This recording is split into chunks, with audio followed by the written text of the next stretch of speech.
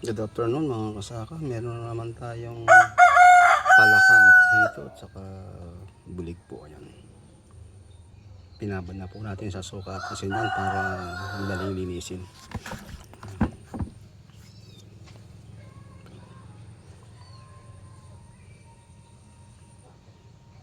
Tapos lalagyan na lang po natin sa ref para pag gusto natin magluto, mabilis po tayo makapagluto.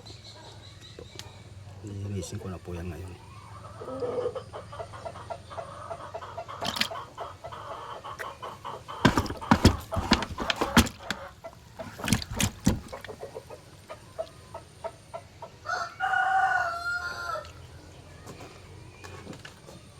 Pag tag-ulan po, marami po nahuling ganyan sa mga bukid po.